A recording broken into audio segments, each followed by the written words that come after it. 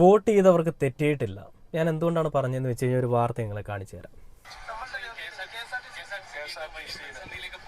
കഴിഞ്ഞ ഒരാഴ്ചക്കിടെ 6416 സർവീസുകൾ റദ്ദാക്കുന്ന ഒരു സാഹചര്യം ഉണ്ടായിട്ടുണ്ട്.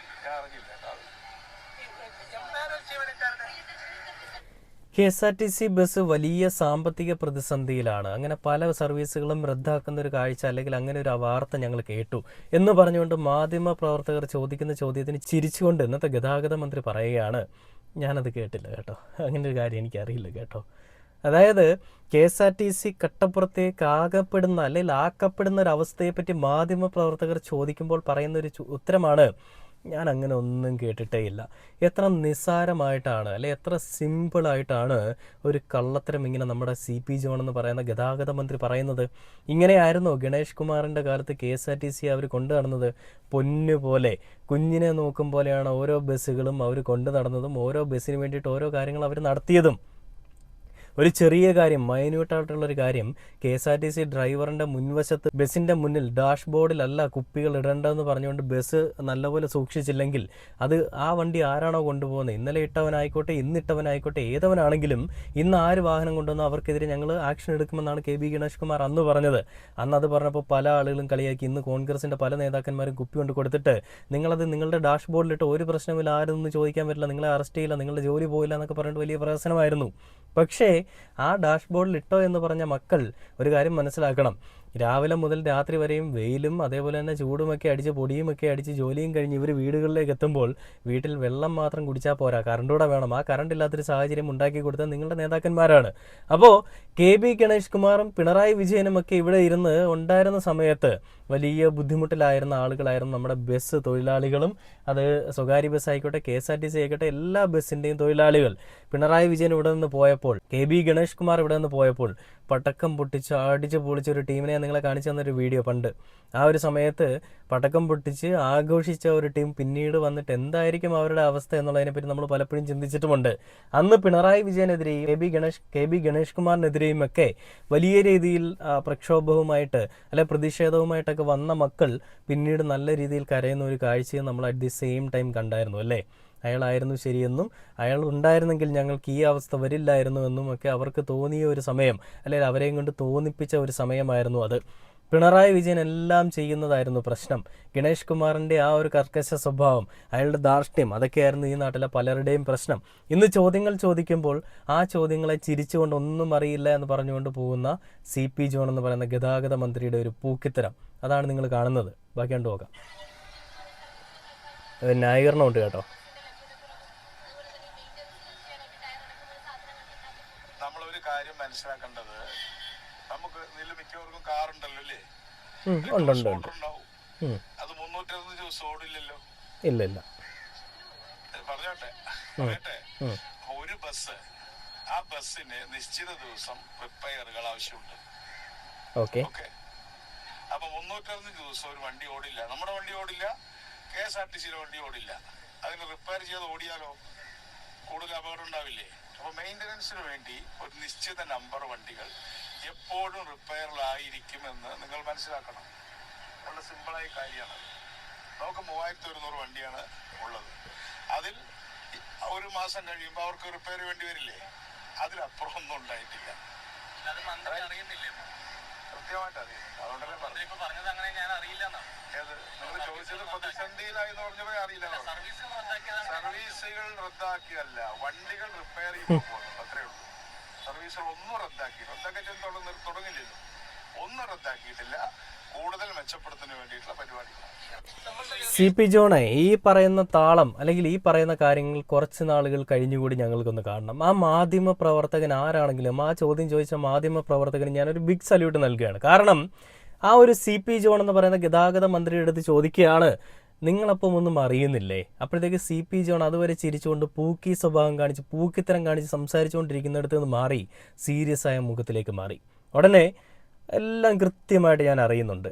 അപ്പോൾ എന്തുകൊണ്ടാണ് ഞങ്ങൾ ആദ്യം ചോദ്യം ചോദിച്ചപ്പോൾ മറുപടി താങ്കൾ പറയാഞ്ഞെന്ന് ചോദിക്കുമ്പോൾ, അത് നിങ്ങൾ ചോദിച്ചത് എല്ലാം റദ്ദാക്കുന്നു എന്നല്ലേ, റദ്ദാക്കുന്നില്ല എന്നുള്ളതാണ് എൻ്റെ ഉത്തരം. ഇതിനാണോ നിങ്ങളെ ജയിപ്പിച്ച് ഈ ജനങ്ങൾ അങ്ങോട്ടേക്ക് വിട്ടത്?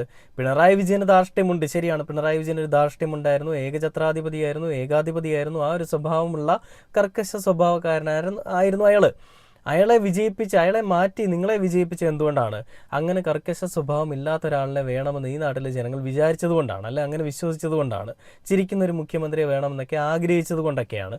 എന്നാൽ നിങ്ങൾ അധികാരത്തിൽ വന്നിട്ട് ചിരി മാത്രമേ ഇപ്പോൾ നടക്കുന്നുള്ളൂ. പക്ഷേ നിങ്ങൾ ചിരിച്ചുകൊണ്ട് കഴുത്തറക്കുകയാണെന്നുള്ളത് ഈ നാട്ടിലെ മണ്ടന്മാർക്ക് മനസ്സിലായിട്ടും അവരിപ്പോഴും വിശ്വസിക്കുകയാണ് നിങ്ങളെന്തോ വീണ്ടും വലിയ രീതിയിൽ ഉരുട്ടി കൊടുക്കുമെന്നൊക്കെ പറഞ്ഞുകൊണ്ട്. പക്ഷെ പ്രത്യേകിച്ചൊന്നും കൊടുക്കാൻ പോകില്ല എന്നുള്ളത് നമുക്കെല്ലാവർക്കും അറിയാം. അപ്പോൾ KSRTC കട്ടപ്പുറത്തേക്കാകാൻ പോകുന്നു എന്നുള്ളൊരു കാര്യത്തിൽ ഒരു സംശയവും വേണ്ട. അത് പഴയ രീതിയിൽ പണ്ടെങ്ങനെയായിരുന്നു KSRTCയുടെ അവസ്ഥ ഉണ്ടായിരുന്നത്, ആ അവസ്ഥയിലേക്ക് തന്നെ തിരികെ പോവുകയാണ്. അതിൻ്റെ കുറച്ച് നേർക്കാഴ്ചകളുണ്ട്, ഞാൻ നിങ്ങളുടെ അടുത്ത് അതിനെപ്പറ്റി പറയാം. എന്താണ് അതിൽ വന്നിരിക്കുന്നതെന്ന് വെച്ച് കഴിഞ്ഞാൽ, KSRTCയിലൂടെയുള്ള കൊറിയർ സർവീസ് നിലച്ചു. ടിക്കറ്റ് ഇതര വരുമാനത്തിൽ വൻ തിരിച്ചടി. തൊഴിലാളികൾക്ക് മാസങ്ങളായി ശമ്പളമില്ല. കൊറിയർ സർവീസ്, അതായത് KSRTCയിലെ ടിക്കറ്റ് ഇതര വരുമാനമെന്ന് പറയുന്ന ഒരു പദ്ധതിയായിരുന്നു KSRTCയിൽ കൂടി കൊറിയർ കൊണ്ടുപോകുന്ന ഒരു സർവീസ്, അല്ലെ കൊറിയർ സർവീസ് എന്ന് പറയുന്നത്. അത് നൈസായിട്ട് അങ്ങ് നിർത്തിയിരിക്കുകയാണ്. കാരണം ശമ്പളം കൊടുക്കാൻ പറ്റുന്നില്ല. അതുകൊണ്ട് ആ പദ്ധതിയെ വേണ്ടെന്ന് വെച്ചിരിക്കുകയാണ് പൂക്കികൾ. അതിൻ്റെ വാർത്ത നിങ്ങളെ കാണിച്ചു തരാം. ടിക്കറ്റ് ഇതര വരുമാനത്തിൽ KSRTCയുടെ നട്ടലായിരുന്ന കൊറിയർ സംവിധാനം നിലച്ചു. സ്വകാര്യ കമ്പനിക്ക് കൊറിയർ നടത്തിപ്പ് ചുമതല നൽകിയതിനു ശേഷം വരുമാനത്തിൽ ഇടിവുണ്ടായിരുന്നു. പിന്നാലെയാണ് സർവീസ് മുടങ്ങിയത്. 2023 ജൂണിൽ തുടങ്ങിയ സർവീസ് കഴിഞ്ഞ വർഷമാണ് ആന്ധ്രാപ്രദേശ് ആസ്ഥാനമായ സിംഘു സൊല്യൂഷൻസ് എന്ന കമ്പനിക്ക് നടത്തിപ്പിന് നൽകിയത്. അർച്ചന രവീന്ദ്രനാണ് നമുക്കൊപ്പം ചേരുന്നത് ഈ വാർത്തയുമായി. സുപ്രഭാതം അർച്ചന രവീന്ദ്രൻ. 2023 ജൂണിൽ തുടങ്ങിയ കൊറിയർ സർവീസാണ്. എന്താണ് പതിയെ ഈ സർവീസിന് സംഭവിച്ചുകൊണ്ടിരിക്കുന്നത്?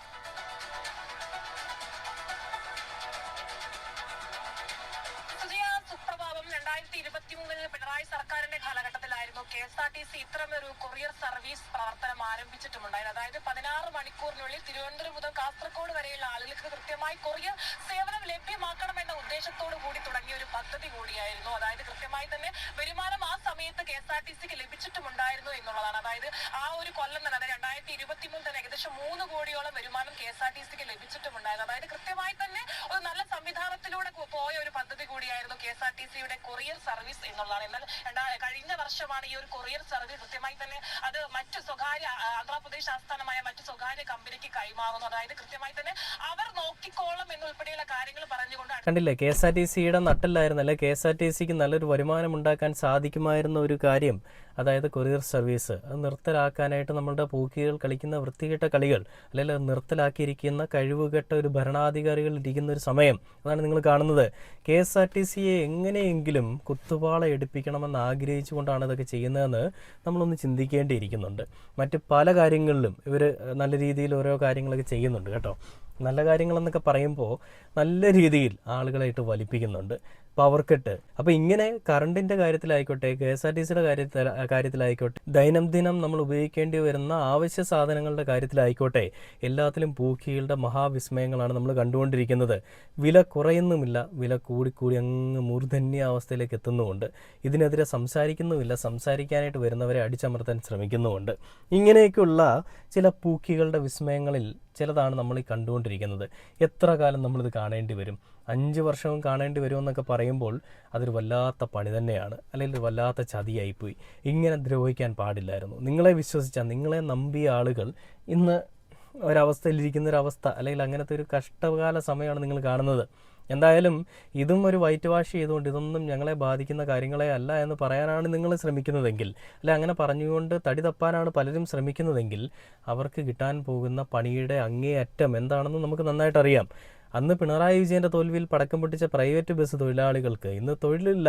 അവർ മറ്റ് പല പണികളും ചെയ്തുകൊണ്ട് പോവുകയാണ്. ടിക്കറ്റ് ഇതര വരുമാനം ചെയ്യാമെന്നാണല്ലോ അന്ന് CP ജോൺ അടക്കമുള്ള ഗതാഗത മന്ത്രിയും മുഖ്യമന്ത്രിയൊക്കെ പറഞ്ഞത്. ആ ടിക്കറ്റ് ഇതര വരുമാനം എന്ന് പറയുന്നത് പ്രൈവറ്റ് ബസ്സുകളിൽ പരസ്യം ചെയ്യാം, കൊറിയർ സർവീസ് ചെയ്യാം, ഇതൊക്കെ നിങ്ങൾക്ക് ചെയ്യാം.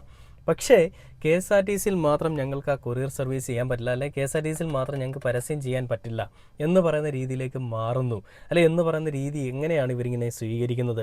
പ്രൈവറ്റ് ബസ്സിലെ തൊഴിലാളികൾ ഇനി എങ്ങനെയാണ് കൊറിയർ സർവീസ് ചെയ്യുക? ഈ ഒരു കാര്യത്തിൽ KSRTCക്ക് ഇതൊരു വലിയ ഫ്ലോപ്പായി മാറി. അങ്ങനെയെങ്കിൽ സ്വകാര്യ ബസ് ജീവനക്കാർക്ക് ഇത് വലിയ വിജയമാകുമെന്ന് നിങ്ങൾക്ക് തോന്നുന്നുണ്ടോ? സ്വകാര്യ ബസ് ജീവനക്കാർക്കും കിട്ടാൻ പോകുന്ന 8ൻ്റെ പണി തന്നെയാണ്. ഇനി ഒരു പരസ്യം പതിക്കുക എന്ന് പറയുമ്പോൾ നിങ്ങൾ ഓർക്കണം, KSRTC ബസ് എന്ന് പറയുമ്പോൾ നമുക്കറിയാം, ഒരു തകിടി ഇങ്ങനെ അടിച്ചു വെച്ച് ചുമ്മാ പെയിൻറ്റും ഒക്കെ വാരി തേച്ച് വെച്ചിരിക്കുന്ന ഒരു രീതിയാണ് KSRTC ബസ്സിന്. എന്നാൽ സ്വകാര്യ ബസ്സുകൾ അങ്ങനെയാണോ? ടൂറിസ്റ്റ് ബസ്സുകളെ വെല്ലുന്ന രീതിയിലാണ് ആ ബസ്സുകൾ പണിത് വെച്ചിരിക്കുന്ന മോഡിഫിക്കേഷൻ എന്ന് പറയുന്നത് നിയമപരമായിട്ടുള്ള മോഡിഫിക്കേഷൻസും നല്ല പെയിൻറ്റിങ്ങും ഗ്രാഫിക്സും ഒക്കെ ചെയ്തുള്ള വാഹനങ്ങളാണ്. അതിൽ സ്റ്റിക്കർ കൊണ്ട് പതിക്കുകയാണ് ഇങ്ങനെ അന്തർമാൻ ജട്ടികൾ അല്ലെങ്കിൽ കാവാലം ജട്ടികൾ 20 രൂപയ്ക്ക് 10 എണ്ണം എന്നൊക്കെ പറഞ്ഞുകൊണ്ട് പതിപ്പിച്ച് കഴിഞ്ഞാൽ എന്തായിരിക്കും അതിൻ്റെ ഭംഗി? ഇതാണ് നമ്മുടെ പൂക്കികളുടെ വിസ്മയങ്ങളിൽ മറ്റൊന്ന്. നിങ്ങൾക്ക് എന്തും ചെയ്യാം. പരസ്യം വേണമെങ്കിൽ നിങ്ങളുടെ വാഹനത്തിനകത്തും പുറത്ത് എവിടെ വേണമെങ്കിലും ചെയ്യാം. നിങ്ങൾക്ക് ഇഷ്ടമുള്ളതുപോലെ ചെയ്യാം. ടിക്കറ്റ് ഇതര വരുമാനം ഉണ്ടാക്കാം. അപ്പോൾ ശരിക്കും അധികാരത്തിൽ വന്നത് ദ്രോഹിക്കാനാണോ അതോ സ്നേഹിക്കാനാണോ സേവിക്കാനാണോ എന്നുള്ളൊരു ചോദ്യം ഇവിടെ വളരെയധികം പ്രസക്തമാണ്.